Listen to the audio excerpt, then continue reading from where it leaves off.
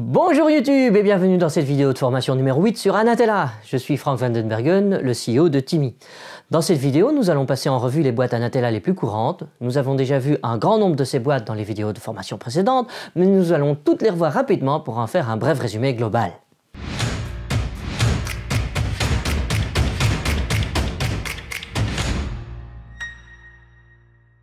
Dans les vidéos précédentes, nous avons appris à créer un data lake qui permet à tous les data analystes de travailler efficacement.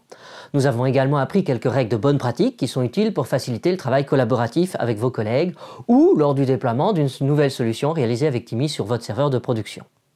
Alors, à l'aide des quelques boîtes illustrées ici, vous devriez être en mesure de résoudre plus de 95% de tous les problèmes liés aux données. Et on connaît déjà presque toutes ces boîtes. Alors voyons d'abord les boîtes d'importation et d'exportation de données. Ces boîtes vous permettent de lire et écrire des fichiers texte, de lire et écrire des fichiers GEL et de lire et écrire des fichiers columnar GEL Anatella. Alors la plupart du temps, vous n'avez même pas besoin d'ajouter dans vos graphes une telle boîte vous-même. Au lieu de ça, je vous conseille de simplement faire un drag and drop de votre fichier CSV ou de votre fichier GEL directement à partir de l'explorateur de fichiers de Windows jusque dans votre fenêtre Anatella. Et Anatella choisira automatiquement la bonne boîte pour importer votre fichier de données. Alors nous avons déjà rencontré les fichiers GEL lorsque nous avons parlé du Data Lake dans la vidéo précédente, dans la partie 7 de cette série de vidéos de formation sur Anatella. En effet, très souvent, la première étape d'un projet analytique avec Anatella est d'importer toutes vos sources de données sous la forme de fichiers GEL dans un data lake. Car ce format de fichier est vraiment rapide. Il est de 1 à 2 ordres de grandeur plus rapide que tout autre format de fichier. Cela signifie que si vous utilisez des fichiers GEL, vous disposerez d'un environnement de travail agréable, car très rapide et très réactif. Vous pouvez interrompre la vidéo maintenant pour jeter un coup d'œil aux différents avantages et inconvénients de chaque format de fichier, car je ne vais pas analyser ce tableau plus en détail. En résumé, je vous conseille de toujours utiliser les fichiers GEL simples, à moins que vous ne soyez occupé par des tâches de BI ou des tâches de reporting pour lesquelles les fichiers columnar GEL ont plus de sens. Ensuite, il y a la très importante boîte Run to Finish Line, que nous avons déjà découverte dans la partie 6 de cette série de formations vidéo sur Anatella. Cette boîte marque les parties du graphe qui doivent être exécutées lorsque le graphe est exécuté en mode batch, typiquement dans Jenkins. Ainsi, ça signifie que ces 4 boîtes ici ne sont pas exécutées parce qu'elles ne sont pas attachées à la boîte Run to Finish Line. Une autre chose à savoir, c'est qu'Anatella exécutera d'abord au tout début ces boîtes-là parce qu'elles sont connectées en premier à la boîte Run to Finish Line et puis ensuite seulement ces boîtes-là. Ensuite, nous poursuivons avec la boîte Parallel Run. Alors, nous avons déjà découvert cette boîte dans la partie 6 de cette série de formations vidéo sur Anatella. L'objectif principal de cette boîte, c'est de vous permettre de diviser un très grand graphe en plusieurs petits graphes plus faciles à maintenir et à améliorer. Par exemple, c'est utile pour le refactoring. Mais nous n'avons pas encore parlé du deuxième objectif bonus de cette boîte. Il s'agit de diviser par 2 ou parfois par un nombre encore plus grand le temps nécessaire pour exécuter tous les sous-graphes. Alors comment pouvons-nous diviser le temps de calcul par un facteur 2 ou plus? Alors la réponse se trouve dans ce paramètre-ci. Il s'agit du paramètre nommé nombre de processus concurrents. Vous devez savoir que par défaut, Anatella n'utilise qu'un seul corps de votre processeur pour exécuter un graphe. Et la plupart des PC aujourd'hui ont 8 corps. Donc en utilisant simultanément les 8 corps disponibles, on peut potentiellement, dans le meilleur des cas, diviser le temps de calcul par 8. Malheureusement, la plupart du temps, nous ne pourrons pas exécuter 8 graphes simultanément, car il existe des dépendances entre les graphes. Alors on va donner un petit exemple pour illustrer le fonctionnement des dépendances. Sur le côté gauche de cette slide, on voit une boîte Parallel Run qui exécute 3 sous-graphes. Le paramètre nombre de processus simultanés est 2, ce qui veut dire qu'Anatella va exécuter 2 graphes en même temps. Dès que l'un des 2 graphes est terminé, Anatella exécute directement un autre graphe de cette liste, pour toujours avoir 2 graphes en cours d'exécution simultanée. La boîte Parallel Run exécute au total 3 graphes. Le premier graphe crée en sortie un dataset nommé dataset 1. Le second graphe crée un autre fichier GEL nommé dataset 2. Ces 2 graphes s'exécutent simultanément car nous avons entré 2 comme paramètre nombre de processus simultanés. Supposons maintenant que le premier graphe se termine avec succès. Dès que ce premier graphe se termine, Anatella lance directement le troisième graphe de la liste, ici, mais ce troisième graphe a besoin du dataset 2 pour fonctionner correctement. En d'autres termes, il existe une dépendance entre les graphes 2 et 3. L'exécution du deuxième graphe doit être terminée avant de lancer le troisième graphe. La solution à ce problème de dépendance est donnée ici. Nous avons divisé la liste de graphes à exécuter en deux listes plus petites. La deuxième liste, ici, n'est exécutée uniquement lorsque la première liste, ici, est terminée. En termes techniques, ça s'appelle une barrière de synchronisation. Alors les barrières de synchronisation sont couramment utilisées pour résoudre les problèmes de dépendance. En plus, ce graphe ici ne fonctionne pas non plus, car les deux boîtes parallèles run ne sont pas exécutées dans le bon ordre.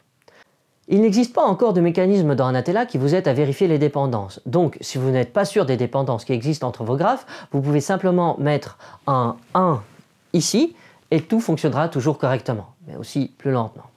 Parlons maintenant un peu des boîtes de transformation de données les plus courantes. On va commencer par la boîte de tri. Alors dans l'exemple donné ici, on effectue un tri sur deux colonnes, la colonne ID et la colonne nom. La colonne la plus significative pour le tri est la colonne ID. En effet, vous pouvez voir que la table de sortie est principalement triée sur ID. Mais regardez ici ces deux petites lignes. Elles ont le même ID, l'ID numéro 3. L'ordre de ces deux lignes n'est pas aléatoire car nous avons spécifié une colonne de tri secondaire, la colonne nom. Cela signifie que ces deux lignes seront toujours ordonnées dans cet ordre spécifique. D'abord Adam et ensuite Jenny. C'est parce que nous avons demandé un tri alphabétique sur la colonne nom en seconde position. Avez-vous remarqué ces caractères étranges, ici, entre crochets? Ces caractères étranges sont également visibles dans Anatella dans la fenêtre de Data Preview. L'objectif de ces caractères étranges est de vous rappeler comment la table est triée. Dans cet exemple, la table est triée sur deux colonnes. C'est pourquoi nous aurons un 1 ici, pour vous montrer que cette colonne est la plus significative du tri, et un 2 ici, pour vous montrer que cette colonne est la moins significative du tri. Le caractère suivant est soit de la lettre 0, soit de la lettre A. Alors la lettre 0, ici, signifie que la colonne est triée dans l'ordre numérique croissant. La lettre A, ici, signifie que la colonne est triée par ordre alphabétique. Par ailleurs, si vous triez un tableau comportant quelques milliards de lignes, ou si vous souhaitez simplement augmenter la vitesse du tri, vous pouvez augmenter la quantité de RAM utilisée par la boîte de tri. Par défaut, la quantité de RAM utilisée n'est que de 100 MB. Mais pour trier une grande table avec des milliards de lignes, il est nécessaire d'augmenter cette valeur à quelque chose comme 4000. Vous trouverez plus d'informations sur le tri dans un contexte Big Data dans la section 5523 de l'aide d'Anatella. Il suffit d'appuyer sur F1 dans Anatella pour avoir l'aide. Dans Anatella, toutes les boîtes prennent en entrée une ou plusieurs tables et produisent en sortie une ou plusieurs tables. Donc fondamentalement, vous pouvez voir Anatella comme un outil pour manipuler des tables. Supposons que nous ayons deux tables au départ et que nous voulons créer une troisième table qui est la concaténation de ces deux premières tables. Pour créer cette troisième table, nous avons le choix. On peut soit superposer les deux tableaux d'origine, soit les placer côte à côte. Alors si vous voulez mettre les deux tables l'une au-dessus de l'autre, les superposer, vous utiliserez la boîte Append ici. Et voici un exemple. Alors comme vous pouvez le voir, j'ai deux tables au départ, une table avec 4 lignes et une autre avec 3 lignes. Et lorsque j'utilise la boîte Append, j'obtiens en sortie une table de 7 lignes. Rien de vraiment spécial ici. Ce qui est plus intéressant, c'est lorsque vous souhaitez placer des tables les unes à côté des autres, ou côte à côte. En termes techniques, ça s'appelle faire une jointure, ou join en anglais. Il existe de nombreux types de jointures différents et vous trouverez dans Anatella une douzaine de boîtes qui permettent d'exécuter toutes ces différentes jointures. Alors commençons par explorer la boîte Simple Join. Allez, voici un exemple. La jointure qui est illustrée ici est la plus courante. Elle s'appelle la jointure à gauche ou en anglais Left Outer Join. L'idée derrière la jointure à gauche est que vous avez une table maître, comme celle-ci, et que vous voulez ajouter des colonnes supplémentaires dans cette table maître. Les colonnes supplémentaires proviennent d'autres tables. Dans Anatella, ces autres tables sont souvent appelées des tables esclaves ou table B, ici. Et la table maître est aussi parfois appelée table A, ici. La jointure à gauche, représentée ici, n'est pas symétrique. Il y a toujours une table maître A et éventuellement plusieurs tables esclaves B. Une des utilisations les plus courantes d'une jointure à gauche est la construction d'une table qui servira de vue à 360 degrés du client, comme dans l'exemple ici. Dans cet exemple, nous disposons déjà d'une table client contenant deux informations, le nom du client et le revenu généré par le client. Et nous utilisons une jointure à gauche pour ajouter une troisième information, l'âge du client. Poursuivons notre analyse de la jointure à gauche et examinons plus dans le détail la deuxième ligne de la table maître ici. Il s'agit d'une ligne qui concerne le client avec l'ID 2 qui s'appelle Paul. Nous pouvons voir dans la table esclave ici que le client avec l'ID 2 a un âge de 63. Et donc dans la table de sortie, nous voyons le nombre 63 comme l'âge du client avec l'ID 2. Nous dirons que les deux colonnes nommées ID, ici et ici sont les clés utilisées pour calculer la jointure. Les lignes des deux tables en entrée qui ont la même clé sont réunies dans une seule ligne de la table de sortie. Dans tout type de jointure, il y a toujours deux colonnes clés. Une colonne clé dans la table maître et une colonne clé dans la table esclave. Et ces deux clés doivent correspondre. Anatella a assemblé sur la même ligne, ici, les lignes des deux tables en entrée qui ont la même clé, ici la valeur 2. Alors vous avez peut-être remarqué ce petit carré rouge juste ici. Ce carré rouge apparaît lorsque la jointure a échoué. Aucune clé de la table esclave ne correspond à une clé de la table maître. Le carré rouge est l'équivalent à la valeur nulle que l'on trouve couramment dans les bases de données. Il représente l'absence totale d'informations. En résumé, ce carré rouge m'indique que pour le client avec l'ID 5, Jenny, on ne sait absolument rien de son âge. Alors vous avez peut-être aussi remarqué la petite image ici. C'est ce qu'on appelle un diagramme de Venn. Il s'agit d'une illustration visuelle du travail effectué pendant la jointure à gauche. Alors ce diagramme de Venn nous dit simplement que nous allons trouver en sortie de notre jointure à gauche toutes les lignes de la table maître A et aussi les lignes correspondantes de la table esclave B. Alors cette couleur blanche ici signifie que nous ne voulons pas avoir en sortie les lignes de la table B qui ne correspondent à aucune des clés de la table A. Alors voici un autre type de jointure. Il ne s'agit plus d'une jointure à gauche, mais bien d'une jointure interne, ou en anglais inner join. Alors comme vous pouvez le voir, pour une jointure interne, le diagramme de Venn ici nous indique que nous ne trouverons en sortie que les lignes où les clés de la table maître A se retrouvent dans la table esclave B. Cela signifie que certaines lignes de la table maître A seront manquantes en sortie. Par exemple, la ligne avec l'ID 5 n'est pas visible. Voici encore un autre type de jointure, la jointure externe, complète, ou en anglais full outer join. Le diagramme de Venn ici nous indique que nous trouvons en sortie toutes les lignes de A et toutes les lignes de B. Typiquement, ce type de jointure crée une grande quantité de valeurs nulles en sortie. On va voir ici qu'il y a plein de petits carrés rouges dans la table de sortie. Alors personnellement, j'oublie toujours ce que signifie jointure à gauche, jointure intérieure ou jointure externe complète. Donc on a décidé d'ajouter dans Anatella ici un petit diagramme de Venn pour aider les utilisateurs à sélectionner facilement la jointure dont ils ont besoin. La simple boîte de jointure est en soi très efficace, mais malheureusement, elle nécessite que toutes les tables en entrée soient triées sur leur clé de jointure. Ceci est représenté dans cette illustration ici par les petits caractères rouges, les crochets, juste là et là. Ces caractères rouges sont juste là pour vous rappeler que toutes les tables en entrée doivent être triées sur la clé de jointure. Alors ne vous inquiétez pas si vous avez oublié de trier une table en entrée avant d'utiliser la boîte Simple Join. Si besoin est, Anatella s'arrêtera simplement avec un message d'erreur pour vous dire de trier les tables en entrée. Alors étant donné que le tri est une opération qui prend beaucoup de temps, ce serait vraiment génial si nous pouvions calculer les jointures les plus courantes, comme la jointure à gauche, sans avoir à effectuer un tri préliminaire avant de faire la jointure. Et c'est exactement ce que fait la boîte MultiJoin. Alors vous noterez que dans notre illustration ici, il n'y a pas de crochet rouge ici, ici et ici. Les tables n'ont pas besoin d'être triées pour que la boîte MultiJoin fonctionne. Alors la boîte MultiJoin est beaucoup moins contraignante à utiliser que la boîte Simple Join que nous venons de voir, car elle ne vous oblige pas à trier toutes les tables en entrée. Elle pourrait donc rapidement devenir votre boîte préférée pour effectuer toutes les tâches effectuées aux jointures. Cependant, cette boîte présente quelques inconvénients par rapport à la boîte de Simple Join. Ces inconvénients sont: petit 1, vous pouvez seulement calculer la jointure à gauche ou une jointure intérieure. Pas de jointure externe complète ou de full outer join. Petit 2, vous avez une limitation sur la taille des tables esclaves B, ici. Plus précisément, avant de calculer les jointures, toutes les tables esclaves B sont chargées dans la mémoire RAM de l'ordinateur. Cela signifie qu'avec la boîte MultiJoin, vous ne pouvez pas calculer une jointure qui implique une table esclave B avec des milliards de lignes, car une telle table esclave est très certainement trop grande pour tenir dans votre mémoire RAM. Mais ne vous inquiétez pas, dans cette situation, vous pouvez toujours utiliser la boîte Simple Join pour calculer votre jointure.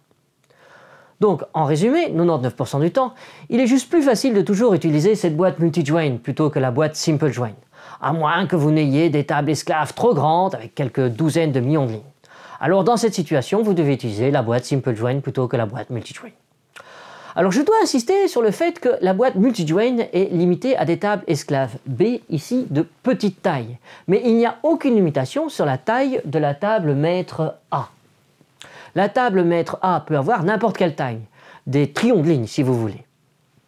Alors une bonne idée, après avoir exécuté un graphe Anatella, est de regarder la quantité de mémoire RAM qui a été utilisée par le graphe dans la fenêtre de log ici. Par exemple, lors de la dernière exécution d'Anatella, on a utilisé environ 238 MB de RAM. Cela permet de voir directement si les boîtes multi-join ont utilisé une quantité excessive de mémoire RAM lors de la dernière exécution.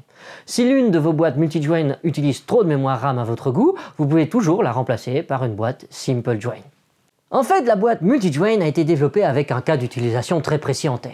La boîte multi-join est particulièrement bien adaptée pour traiter les structures de type star schema ou schéma en étoile en français. Les structures de type star schema sont très courantes dans les bases de données. En voici un exemple. Dans le vocabulaire des bases de données, la table verte ici est appelée Transaction Table et les tables bleues sur le côté sont appelées Dimension Table. La Transaction Table est généralement très grande en termes de lignes, parfois des trillions de lignes. En revanche, les Dimension Table sont généralement assez petites, quelques millions de lignes au maximum. Alors si vous voulez dénormaliser une telle structure de données pour obtenir une seule grande table au lieu de plein de toutes petites tables, vous pouvez le faire facilement en utilisant la boîte multi-join que nous venons d'étudier à l'instant. Et vous obtiendrez quelque chose comme ceci. C'est le cas d'utilisation parfait pour la boîte multi-join, car les tables esclaves en bleu sont relativement petites et peuvent donc facilement tenir dans votre RAM limitée. La boîte multi-join est ici un moyen très efficace pour dénormaliser un schéma en étoile. Alors que se passe-t-il si nous voulons utiliser la boîte Simple Join au lieu de la boîte Multi-Join pour dénormaliser notre schéma en étoile? Alors nous obtiendrons quelque chose comme ceci. C'est vraiment moche. Non seulement c'est très laid à regarder, mais c'est aussi très inefficace, parce que nous sommes obligés de trier 5 fois la très grande Transaction Table, parce qu'on doit la trier sur 5 clés différentes, car on a 5 clés de jointure différentes. Donc dans ce cas, il devrait être vraiment évident pour vous que la boîte multi-join est une bien meilleure alternative à la boîte Simple Join. Alors voici un tableau qui résume les différences entre la boîte Simple Join et la boîte multi-join. Vous pouvez mettre la vidéo en pause pour voir les avantages et les inconvénients de chaque boîte de jointure, car je ne vais pas rentrer dans les détails. En résumé, si vous ne manipulez que des petites tables inférieures à quelques millions de lignes, je vous suggère de toujours utiliser la boîte multi-join, car elle est plus flexible et moins contraignante à utiliser. Mais il est bon de savoir que la boîte Simple Join existe, car c'est la seule qui permet de calculer des jointures de type Big Data entre des tables qui ont plusieurs dizaines de milliards de lignes. Alors je vais faire une petite parenthèse pour ceux d'entre vous qui étudient les algorithmes informatiques. En algorithmique, il est presque toujours possible d'obtenir une vitesse de calcul plus élevée au prix d'une utilisation plus importante de la mémoire RAM. Et c'est exactement ce qui se passe ici. La boîte multi-join est plus rapide que la boîte simple join, car on ne doit pas faire tous les tris au préalable, mais cela au prix d'une grande utilisation de mémoire RAM. Alors, parlons maintenant de la boîte d'agrégat. En fait, il n'y a pas grand-chose à dire à son sujet. Cette boîte calcule simplement le même type d'agrégat qu'une base de données standard pourrait le faire. Alors, on a déjà utilisé la boîte d'agrégat dans la partie 4 de cette série de vidéos de formation sur Anatella. Vous vous souvenez peut-être encore que vous pouvez choisir entre 2 algorithmes différents pour calculer vos agrégats. Vous pouviez sélectionner l'algorithme INRAM ou non en utilisant cette petite checkbox ici. Alors, dans la slide précédente, je comparais 2 boîtes, la boîte Simple Join et la boîte Multi-Join. Au cours de cette comparaison, j'ai dit qu'en règle générale, on peut presque toujours concevoir un algorithme qui s'exécute plus rapidement au prix d'une utilisation plus élevée de la mémoire RAM. Cela est vrai pour le calcul des jointures et c'est vrai aussi pour le calcul des agrégats. Plus précisément, l'algorithme INRAM est généralement plus rapide car il ne nécessite pas de tri préalable, mais il utilise malheureusement aussi plus de mémoire RAM. Alors vous pouvez mettre la vidéo en pause pour jeter un coup d'œil aux différents avantages et inconvénients de chaque algorithme, car je ne vais pas analyser ce tableau plus en détail. En résumé, je vous conseille de toujours utiliser l'algorithme INRAM car il est beaucoup moins contraignant à utiliser. Mais il est bon de savoir que l'algorithme out of RAM existe aussi, car c'est le seul qui vous permettra de calculer un agrégat de type Big Data avec une table de sortie qui a quelques milliards de lignes. Alors parlons maintenant très brièvement des différents types de données disponibles dans Anatella. Pour démarrer, j'aimerais quand même vous dire que généralement, lorsque vous travaillez avec Anatella, vous n'avez pas vraiment besoin de prêter attention au type de données de vos colonnes, à moins que vous ne manipuliez de grandes tables avec des milliards de lignes. En effet, en ce qui concerne les types de données, Anatella fonctionne un peu comme Excel. Dans Excel, vous n'avez pas besoin de spécifier un par un le type de toutes vos colonnes. Vous n'avez pas besoin de dire à Excel, ça c'est un champ de texte qui contient entre 5 et 10 caractères, ça c'est une cellule qui contient un nombre entier. Rien de tel n'est exigé avec Excel. Et avec Anatella, c'est la même chose. En d'autres termes, avec Anatella, la gestion des métadatas est réduite au minimum. Alors j'ai utilisé ici un nouveau terme, un terme technique, métadata. Alors qu'est-ce que ça signifie? Les métadatas d'une colonne sont en gros son nom, son type de données et son niveau de confidentialité. Les métadatas sont gérés de manière presque 100% transparente au sein d'Anatella. À l'opposé, dans d'autres outils de data préparation, c'est généralement un véritable cauchemar de gérer les métadatas. C'est vraiment quelque chose qui sépare Anatella de tous les autres outils de gestion de données, car avec tous ces autres outils, vous êtes obligé de passer littéralement des heures, parfois des jours et des semaines, à spécifier une par une les métadatas de chaque colonne. Avec ces autres outils, la gestion des métadatas est une procédure très longue, stupide, ennuyeuse et prône aux erreurs. Alors personnellement, avant de créer Anatella, j'ai beaucoup souffert de cette stupide gestion des métadatas, parce que c'est vraiment inutile et ennuyeux.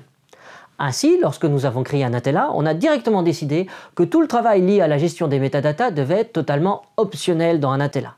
Même sans spécifier la moindre métadata, Anatella doit être capable de traiter toutes vos données comme vous le souhaitez. C'est une fonctionnalité que nous avons appelée Metadata Free. Et à ma connaissance, Excel et Anatella sont les deux seuls outils de gestion de données au monde qui sont Metadata Free. Ainsi, Metadata Free signifie qu'il n'est pas nécessaire de spécifier les métadatas exacts de chaque colonne. Mais si vous le souhaitez, vous pouvez le faire. Il existe essentiellement trois types de données dans Anatella. Le type de données texte ou inconnu, le type de données float qui contient des nombres à virgule flottante et le type de données key qui contient des nombres entiers positifs. Alors vous pouvez voir le type de données de chaque colonne dans la fenêtre de Data Preview.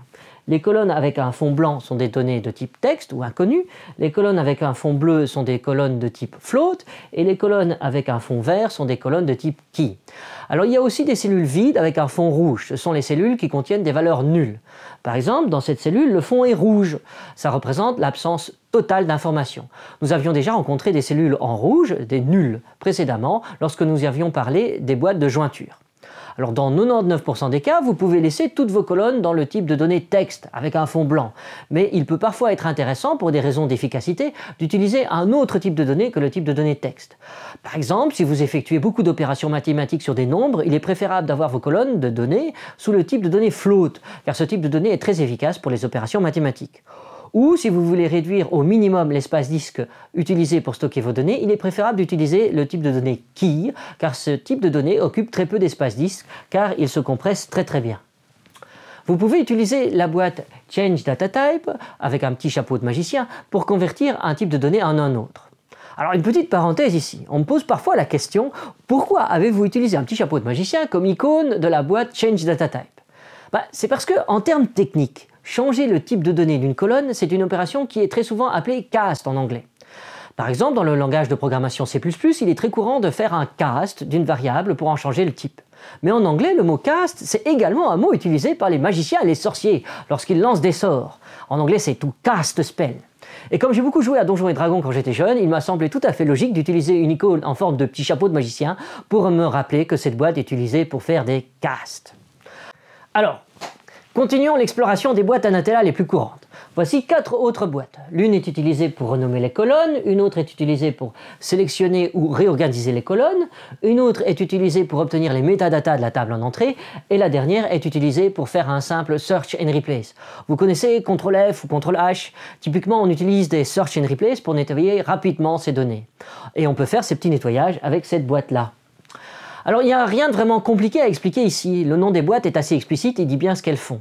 Alors il y a quand même peut-être encore une chose cependant. Voyez ce petit point bleu ici.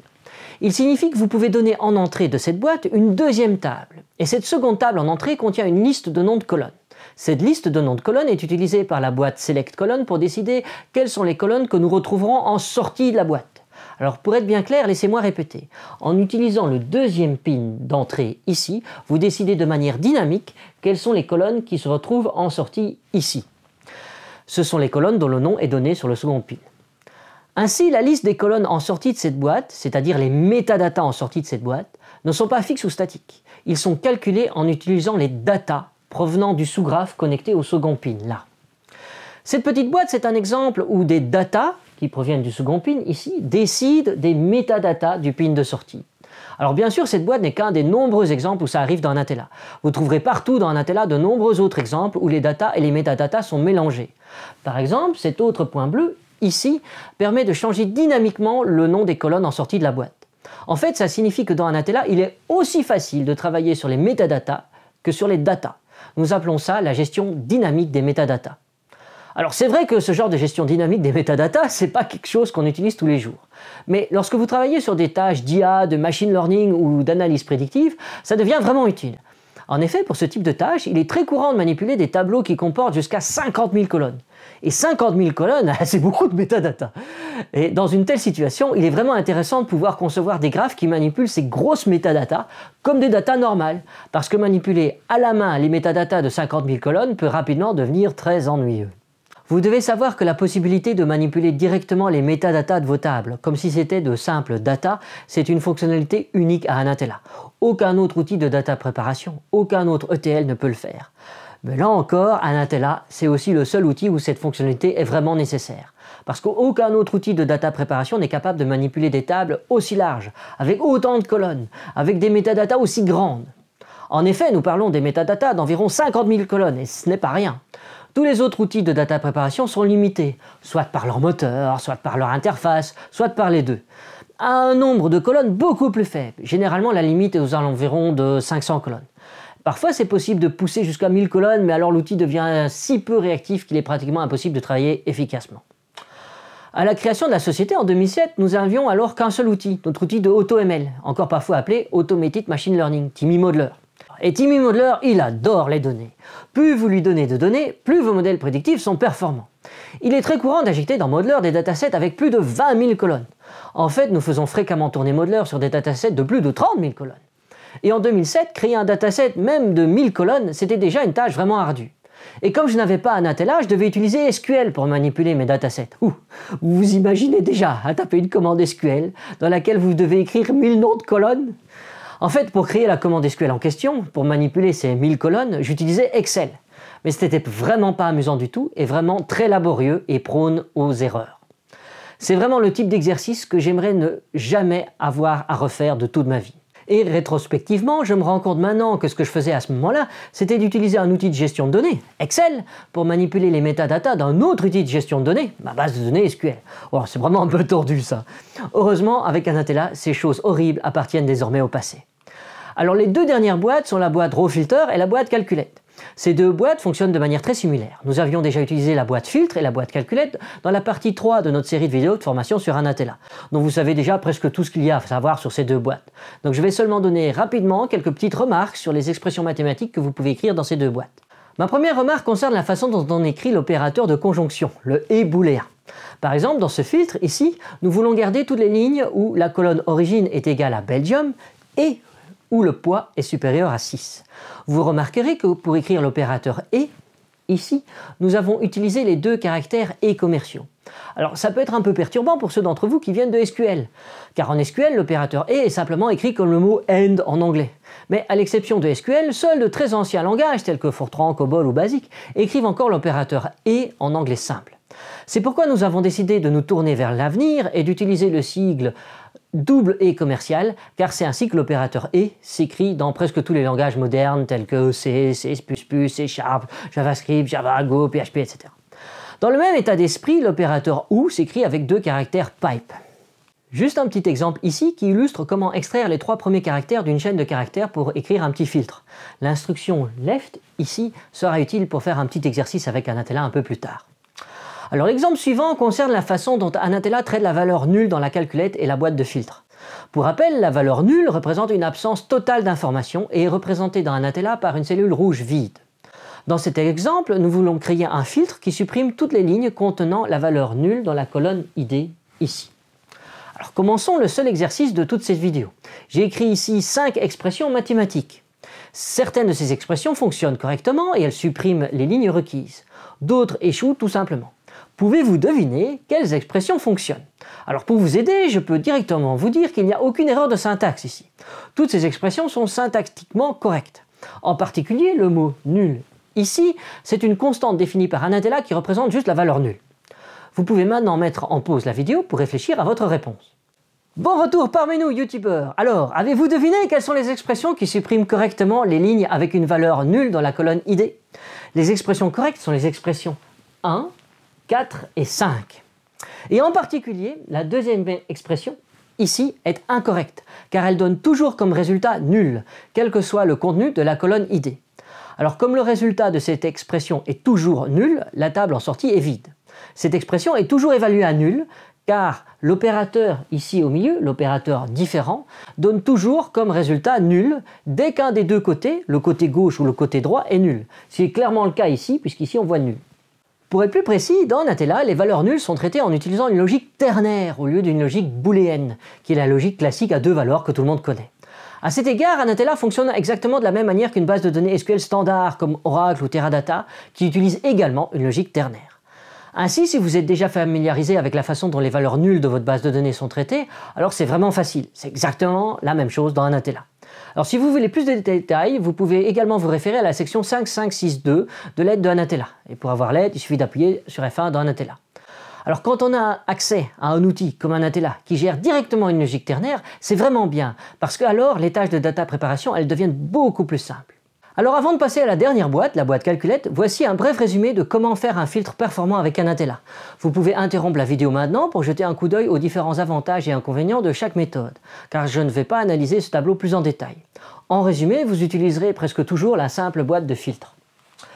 L'exemple suivant concerne l'opérateur de concaténation des chaînes de caractères. Dans la plupart des langages, l'opérateur de concaténation est représenté par le caractère plus. Dans Natella, l'opérateur de concaténation est représenté par deux barres obliques consécutives. Deux slash, comme ici et ici. C'est un peu différent de l'habitude, mais on pense vraiment que cette notation est meilleure car elle évite toute ambiguïté avec l'opérateur mathématique de sommation. Ensuite, il y a l'opérateur ternaire. Cet opérateur devrait être familier à tous ceux d'entre vous qui utilisent un langage de programmation moderne tel que le C, le C++, le C#, le Java, le Perl, le PHP, etc. L'opérateur ternaire permet de créer des conditions à l'intérieur d'une boîte calculette ou d'une boîte filtre. En d'autres termes, il s'agit de la façon dont vous réalisez un if then else, ou c'est l'équivalent d'un case when en SQL, ou de la fonction si dans un Excel en français. Alors sur le côté gauche, ici, il y a un exemple où on peut voir que Tony, c'est le seul à avoir la réponse non à la question « Êtes-vous riche ?», car son revenu est inférieur à 10. Et sur le côté droit, ici, il y a un autre petit exemple qui illustre que vous pouvez facilement utiliser l'opérateur ternaire en cascade, un peu comme un case when de SQL. Et pour finir, voici un bref résumé des principales fonctions disponibles dans la boîte filtre et la boîte calculette. Rien de bien spécial ici. Si vous voulez une liste exhaustive de toutes les fonctions disponibles dans ces deux boîtes, elle se trouve dans l'onglet Help de la boîte, avec une courte description de ce que fait la fonction. Voilà, c'est tout pour cette petite introduction à Natella et Timmy. Vous connaissez maintenant les boîtes les plus courantes utilisées dans Natella. Alors, avant de vous lancer à faire plein de transformations de données avec Natella, je vous rappelle qu'il y a juste deux choses importantes à retenir quand on commence à utiliser Natella, parce que Natella vous guide pas à pas pour tout le reste en fait. La première chose à retenir, c'est la différence entre le mode exécution, ici, et le mode connexion. Par défaut, quand vous ouvrez Natella, vous êtes en mode exécution. Et en mode exécution, vous pouvez exécuter vos graphes en cliquant un peu n'importe où sur les pins de sortie des boîtes. En mode connexion, vous pouvez créer des flèches entre les boîtes. La seconde chose à retenir, c'est cette petite checkbox ici, dans la boîte filtre ou la boîte calculette. Nous avons expliqué l'utilité de cette petite checkbox dans la troisième vidéo de formation sur Natella. Alors 99% du temps, quand un débutant en Natella me demande de le débloquer, il s'agit juste de décocher la petite checkbox qui se situe là. Donc retenez la checkbox. Donc maintenant, vous devriez être capable de créer presque n'importe quelle transformation de données. Mais à moins que vous ne soyez déjà un expert en data préparation, vous avez peut-être encore besoin d'un peu de pratique sur des cas concrets. C'est pourquoi je vous invite à suivre quelques vidéos YouTube supplémentaires où nous faisons ensemble quelques petits exercices de data préparation avec Natella. Ces exercices sont totalement facultatifs, mais je vous suggère tout de même de faire les 3 premiers exercices ou au moins de regarder la solution de ces 3 premiers exercices. Le lien vers les premiers exercices est ici. Alors félicitations pour avoir terminé la formation sur Natella. Et maintenant, je vous souhaite bon amusement avec Natella.